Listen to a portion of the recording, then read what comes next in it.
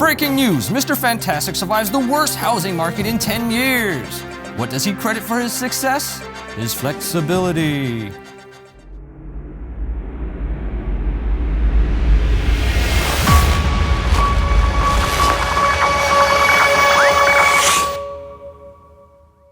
What's up, everybody? I'm Sean McMurray, co-host of BPM RIA Online, and this is Mr. $250 million in real estate transactions. My mentor, my good friend, president and owner of BPM RIA, Anish Dave. Hey, this is Anish Dave, CEO of BPM RIA. Always our slogan here at BPM RIA, great real estate investors are trained, not born.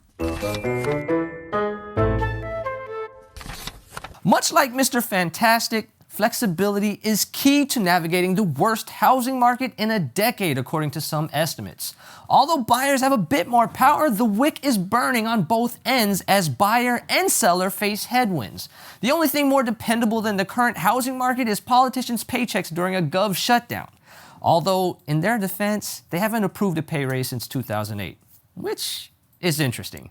Could you imagine having the ability to give yourself pay raises and your benefits package? I just might give myself a salary that is over, let's say, 3 times more than the average pay of the constituents I represent, and definitely give myself a pension after serving 5 years of working. But I digress. The US Housing Market Index has taken a lesson from Mario and Luigi as it has plunged for 9 consecutive months. This is the worst reading since the aftermath of the 2008 financial crisis.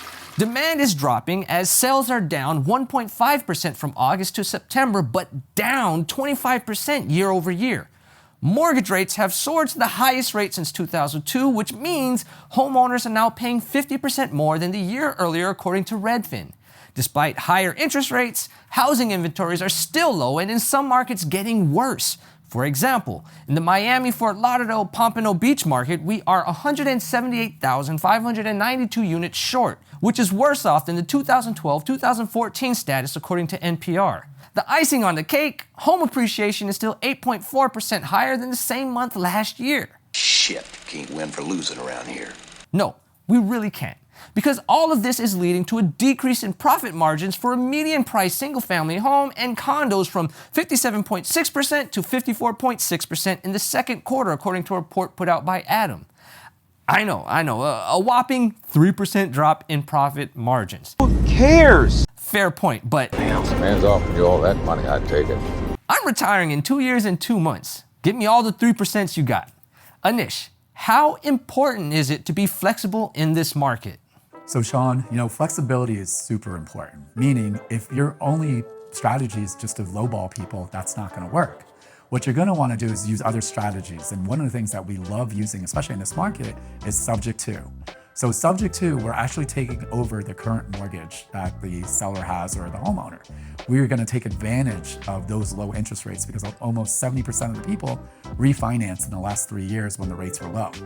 The other end of it is, people don't know what to do with their money, meaning they own their house free and clear. So they might be open to, guess what, seller financing. We're gonna show them how to become the bank. The other option you could always use also is a lease option, right? Where we're gonna put an offer on a property, lease it, but we're gonna have a set price. So in case the prices go up, we could take advantage of it. If the prices go down, that's okay. And then the other strategy we also love is in our market, the short-term rentals. So now as an investor, you're building more cash flow. So again, you wanna use different strategies, you wanna be flexible because the market's constantly moving. Folks, everyone is hurting right now. If you're a one-trick pony and you are not Mr. Fantastic flexible when applying your strategies, you will be phased out. The only one looking out for you is you. Well, and us. So remember, be patient, identify funding sources, be conservative with your numbers, and apply multiple strategies. Anish, final words. Flexibility, without a doubt, is how you win in any market, right? If you only pick one strategy and you're good at it, what happens if that strategy doesn't work? You're gonna go back to your JOB, meaning you're gonna not be a successful investor and you can be frustrated. So you gotta be flexible and start increasing your strategies and finding new ways to make money.